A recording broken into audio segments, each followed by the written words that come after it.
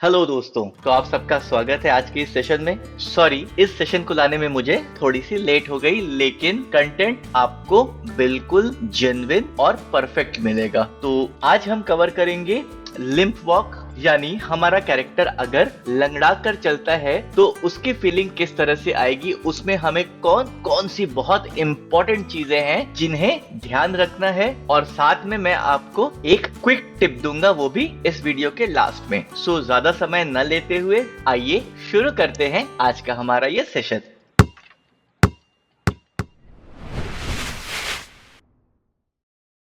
सबसे पहले दोस्तों, एज यूजुअल हमने अपने जो लेग कंट्रोलर्स हैं उन्हें आईके में कन्वर्ट कर लेना है, और उसी के साथ साथ हमने अपना वॉक साइकिल का जो पोज है उसे क्रिएट कर लेना है। यानी जिस तरह से हम वॉक साइकिल करते हैं उस तरह से हम अपने लेग्स को स्ट्रेच कर लेते हैं, और साथ ही हम जो डिस्टेंस बिटवीन हमारा लेग्स है उन्हें सेटल डाउन कर लेते हैं। नाउ अपने हैंड्स को एक नॉर्मल पोजीशन पर ले आते हैं, और जो हमारा पेल्विस है उसकी रोटेशन, जो कि बहुत इंपॉर्टेंट है, उसे अपने उस फुट की तरफ करते हैं जो फुट हमारा आगे की तरफ बढ़ा हुआ है। नाउ इसकी जो फर्दर टॉर्सो की एंड आर्म्स की, शोल्डर्स की ये सेटिंग्स है, इसको हम accordingly after settling of the legs cover करने वाले हैं। तो सबसे पहले हम यहाँ पर, जैसा कि आप देख सकते हैं, 24 FPS का हमारा एनिमेशन है, और जनरली जो हमारा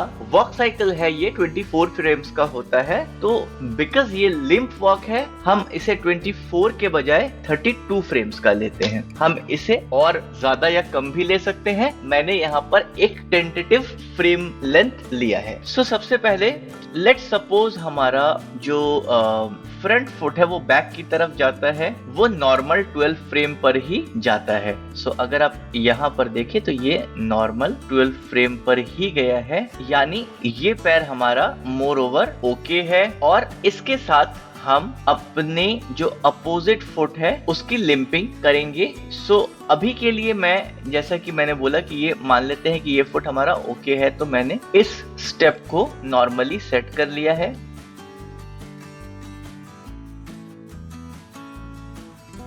नाउ हम अपनी ट्विस्टिंग को नॉर्मल कर लेते हैं। अभी तक मैंने इन बिटवीन सेट नहीं किए हैं, वो भी मैं फर्दर सेटिंग करूंगा। नाउ अब हम अपनी लिम्प लेग को सेट करते हैं। तो लेट सपोज ये 32 फ्रेम पे हमारा वापस आ रहा है, बिकॉज ये लिम्प वॉक है। यानी हमने एक चीज का ध्यान रखना है कि जब ये लिम्प वॉक कर रहा है तो जो आपके फुट का डिस्टेंस होगा दोनों स्टांस का, वो दोनों कम और ज्यादा होगा, यानी डिफरेंट होगा, वो दोनों सेम नहीं होगा, जिससे कि एक ड्रैग इफेक्ट क्रिएट हो लिम्प में।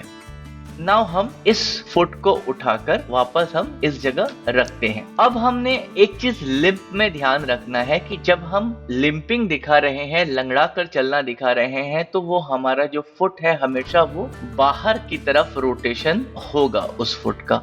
अगर आप इसे पीछे भी लेकर आते हो तो मैं अभी बीचों बीच कुछ एक लिम्प सा सेट कर लेता हूँ, और यहाँ पर मैंने एक सेटिंग कर ली है। और सिमिलर मैनर में मैं अपने पेल्विस के रोटेशन को भी फिक्स कर लेता हूँ। अब आते हैं जो इन बिटवीन फ्रेम्स है उन पे एक एक करके। तो सबसे पहले लेट्स सपोज हमने यहाँ पे 3 फ्रेम तक इसको बैक साइड किया, क्योंकि हम एक इन प्लेस एनिमेशन बना रहे हैं, और जो हमारे पेल्विस का दूसरा कंट्रोलर है उसे हमने थोड़ा सा नीचे किया है। अकॉर्डिंगली जो हमारा फुट का रोटेशन है वो लमसम 6th फ्रेम पर उसे हम थोड़ा सा इस तरह से लेकर आते हैं, और जो हमारा पेल्विस का मूवमेंट है वो टुवर्ड्स वाई डायरेक्शन आ जाता है, और हम अपने पेल्विस को थोड़ा सा ड्रैग करते हैं एक्स डायरेक्शन में, ताकि shifting of weight of pelvis हमें प्रॉपरली दिख जाए। अगेन हम 12 फ्रेम पर आकर इसे फर्स्ट फ्रेम को कॉपी कर लेते हैं, और 9th फ्रेम पर मैं इसे थोड़ा सा और ऊपर की तरफ मूव करूंगा, और एज यूजुअल जो हमारा एक्स रोटेशन है ये नॉर्मल हो जाएगा, और जो हमारा फुट है वो बिल्कुल जमीन पर आ जाएगा। लेकिन उसके पहले हम इस फुट को थोड़ा सा 10th फ्रेम पर सेम प्लेस पे कॉपी कर लेते हैं, और इसे यहाँ से हम थोड़ा सा ऊपर की तरफ रोटेट करते हैं। याद रखना है हमने, ये हमें थोड़ा सा ही रोटेट करना है ताकि ये बहुत ज्यादा रोटेशन ना हो, जैसा कि सिंपल वॉक साइकिल में हम करते आए हैं अभी तक। सो अगर आप सिर्फ इतना पोर्शन भी देखो तो यहाँ पर आपको एक हल्की सी लिंपिंग दिख रही है। इसे मैं थोड़ा सा आगे कर लेता हूँ, it won't be that much back side. Now अब आती है लिंपिंग की बारी। सो यहाँ पर जैसा कि आप लिम्प वॉक में भी अगर हम अपने लेग को फॉलो कर रहे हैं तो हम सबसे पहले इसे, लास्ट टाइम हमने इसे 2 फ्रेम का दिया था, मे भी हम इसे यहाँ पर 3 फ्रेम का देते हैं और हम इसे थोड़ा सा पीछे करते हैं और इसे हम थोड़ा सा बाहर की तरफ लेकर आते हैं और साथ ही साथ हमने इसमें थोड़ा सा रोल बढ़ाना है। याद रखना है बहुत थोड़ा सा रोल बढ़ाना है, बिकॉज अगर कोई पैर चोटिल है तो ये बहुत ज्यादा नहीं होगा, ये बहुत थोड़ा सा होगा। नाउ जब हम इसे लेकर आ रहे हैं नीचे तो हमारा जो वाई डायरेक्शन का मूवमेंट है वो थोड़ा सा नीचे की तरफ होगा और फिर 19 फ्रेम पर हम इसे थोड़ा सा स्ट्रेच कर देते हैं ऊपर की तरफ और ये यहाँ पर शिफ्ट हो जाता है और हम इसे थोड़ा सा और बाहर की तरफ स्ट्रेच करते हैं और थोड़ा सा आगे को बढ़ाते हैं। और साथ ही हमने ध्यान रखना है कि इस बार जो हमारा मूवमेंट है वो बहुत थोड़ा सा होगा, यानी हम यहाँ पर बहुत तेज अपने फुट को नहीं रख सकते। हम इंस्टीड ऑफ जो हमारा एक्स डायरेक्शन का ये मूवमेंट है हम कोशिश करेंगे इसे 29 पे हम इसे इस डायरेक्शन में थोड़ा सा, यानी उसके अपोजिट डायरेक्शन में थोड़ा सा मूव करें ताकि जो लिम्प में जिस तरह से वो फुट को पुट कर रहा है, ये एक्स डायरेक्शन का जो रोटेशन है, इसे ये धीरे से आकर रख दे। नो डाउट जो एडजस्टमेंट्स हैं अभी हम उसे कर्व एडिटर पे भी करेंगे, लेकिन अगर आप देखो तो यहाँ पर एक हल्का सा मूवमेंट आया हुआ है। अब हमने जो इसके मूवमेंट्स हैं स्पेसिफिक, यानी जो मूवमेंट हमारा एक्स डायरेक्शन में आप देख रहे हैं उसका सेटलमेंट करते हैं। इसके लिए हम अपने मोशन ट्रेल को ऑन करते हैं और यहाँ पर हम अपने व्यू पोर्ट पे मोशन ट्रेल को चेक कर लेते हैं ताकि आपका जो मूवमेंट है वो आप देख सको। सो यहाँ पर it will not be like this, ये मूवमेंट बाहर की तरफ तो होगा बट ये बहुत ज्यादा बाहर की तरफ नहीं होगा, ये मोर ओवर अंदर की तरफ होगा और ये दोनों रोटेशन सेम होंगे अगर आप ध्यान से देखो। सो इस तरह से अगर आप इस मूवमेंट को लेकर आओगे तो ये काफी हद तक नॉर्मल होगा। नाउ अब आती है रोटेशन की बारी। सो जब हम रोटेशन यानी पेल्विस के रोटेशन की बात करते हैं तो यहाँ पर जो पेल्विस का रोटेशन है ये प्रॉपर ऊपर की तरफ होगा ताकि बिल्कुल ये फीलिंग आ सके कि हम अपने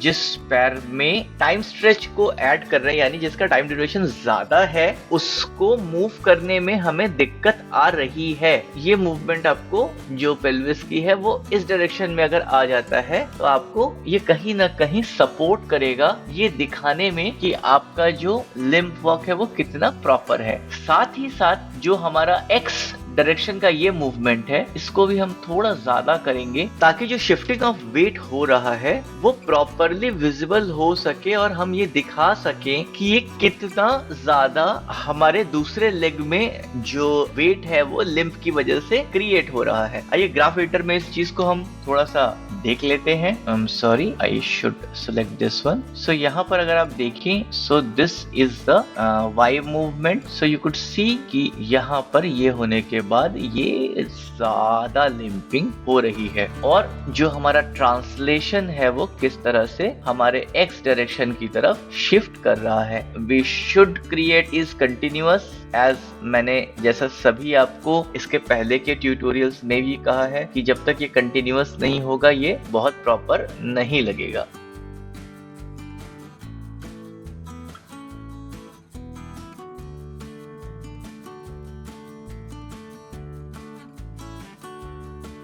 सो अब अगर आप इस फुट को देखें तो इसका आप प्रॉपर लिम्पिंग देख सकते हैं। बस हमने एक चीज का ध्यान रखना है कि जो हमारे वाई डायरेक्शन का मूवमेंट है उसे हमने कुछ इस तरह से सेट कर लेना है कि अगर आप अपने मूवमेंट को क्रिएट करें तो आपके लेग में किसी भी तरह का स्ट्रेच क्रिएट ना हो।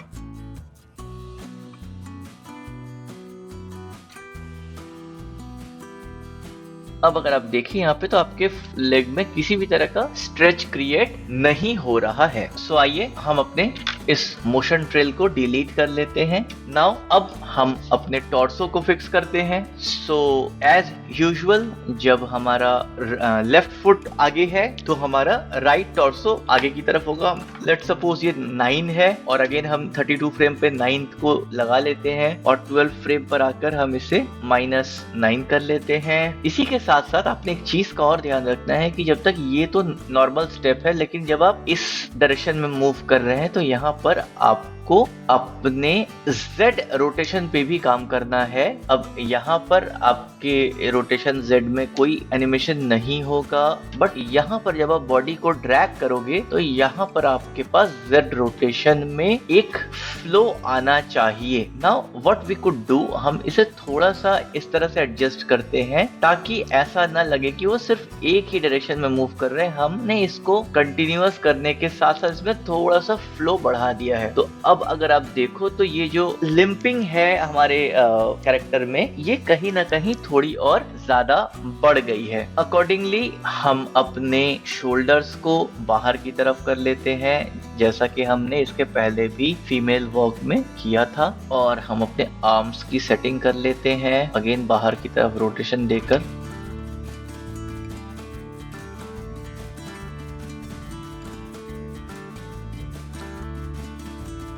और 12 पे आता है जब ये, तो ये पीछे की तरफ चला जाएगा और अगेन ये यहाँ पर आगे की तरफ आ जाएगा। नाउ अब आपने जो यहाँ पर आउटवर्ड डायरेक्शन में अपने सेट किया है, तो आपको एक रोटेशन जो है वो एक्स डायरेक्शन में भी ऐड करना होगा। सो यहाँ पर हमने क्या करना है कि हम यहाँ पर अपने रोटेशन एक्स की वैल्यू जो कि इस तरह से आई है, हम इसे थोड़ा नीचे की तरफ कर लेते हैं। तो जैसे हम इसे नीचे की तरफ करते हैं तो ऑटोमेटिकली जो हमारा फ्लो है वो इस तरह से बनता है। तो हम इसको नीचे डिप कर दें ताकि जो फ्लो ऑफ एनिमेशन है वो थोड़ा सा एक हार्मोनी क्रिएट करे कहीं ना कहीं। और साथ ही साथ सिमिलर तरीके से हम सेटिंग कर लेते हैं अपने इस आर्म की भी।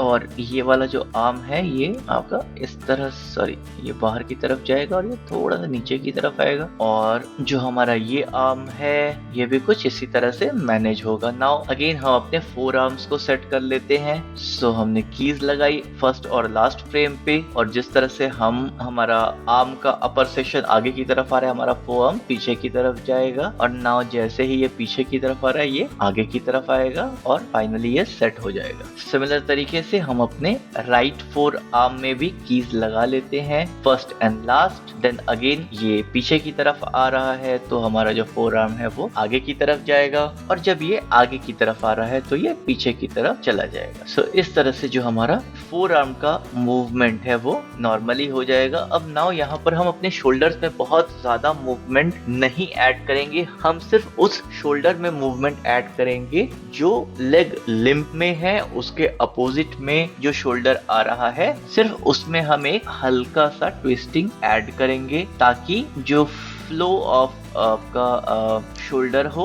उसमें भी थोड़ा बहुत लिम्पिंग का एक्शन आ सके। और इन 4 आर्म्स पे जो आपका लिम्प के अपोजिट वाला जो है इसमें हम थोड़ा सा रोटेशन बढ़ा देते हैं ताकि जो फोर्स आपके लिम्पिंग से आ रहा है वो स्पेसिफिकली आपके बॉडी फ्लो में आ जाए कहीं ना कहीं। नाउ अगेन यहाँ पर अगर वो लिम्प वॉक कर रहा है तो आपका जो हेड है ये बहुत आगे की तरफ तो नहीं होगा, बिकॉज ऑलरेडी जो हमारे कैरेक्टर है उसको चोट लगी हुई है। तो हम जरा फ्रंट एंगल से इसको सेट करते हैं कुछ नीचे की तरफ, और लास्ट फ्रेम पे सेम की को कॉपी करते हैं। नाउ यहाँ पर जैसा कि आप देख सकते हैं ये बाहर की तरफ घूम रहा है। अगर आप फ्रंट एंगल पर देखें तो इसे हमने सामने की तरफ करना है, थोड़ा नीचे की तरफ करना है, और अगेन ये 12 पे यहाँ पर आ गया है। अगेन हमने इसे इस तरह से प्लेस करना है कि ये नॉर्मली इसी डायरेक्शन की तरफ रहे।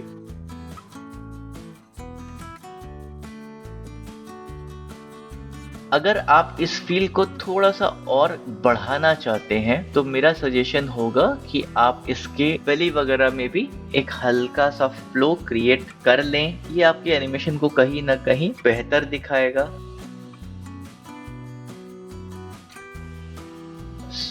यहाँ पर मैंने एक की लगा दी है आगे और पीछे। 12 फ्रेम पर भी सेम जगह की है, बट वाइल मूवमेंट ये आगे की तरफ आ रहा है, तो कहीं ना कहीं ये जो बल पड़ने का जो एक फीलिंग्स है ये आपके एनिमेशन में एडवांटेज ऐड करेगा। और नाउ हम यहाँ पर एक थोड़ा सा रोटेशन ऐड करेंगे ताकि जो पेल्विस पे स्ट्रेच आ रहा है कहीं ना कहीं वो स्ट्रेच प्रॉपरली आपका इसमें दिख जाए। अगर हम यहाँ पर अपना स्ट्रेच को ऐड करते हैं तो हम इसके जो फुट का वाई रोटेशन है इसमें जरूर से एक ईज ऐड करेंगे। ये पूरी तरह से स्ट्रेच नहीं होगा, जैसा कि आप यहाँ पर भी देख रहे हैं। It won't be like this, even it will be like this. ये एक एडेड एडवांटेज है। हमने नॉर्मली जो पेल्विस है उसकी ट्विस्टिंग तो की है, बट साथ ही साथ हमने एक एडेड रोटेशन भी ऐड किया है अपने इस एनिमेशन में, ताकि जो आपका ओवरऑल बॉडी पे बल है वो पड़े और बिल्कुल जब हम लंगड़ा कर चलते हैं, जब हम लिम्प वॉक करते हैं, तो जो इफेक्ट हमारे बॉडी पे आना चाहिए वो पूरी तरह से आ सके। यहाँ पर मैं एक एडिशनल और टिप आपको दे रहा हूँ कि जब आप ये हमारे टॉर्सो का रोटेशन क्रिएट कर रहे हैं तो कहीं ना कहीं आप इसके जो रोटेशंस हैं उनमें एक वेरिएशन लेकर आए, उनमें एक ऑफसेट लेकर आए, ताकि जो आपका ओवरऑल कंट्रोलर है उसमें एक ऑफसेट आए, एक ओवरलैप क्रिएट हो।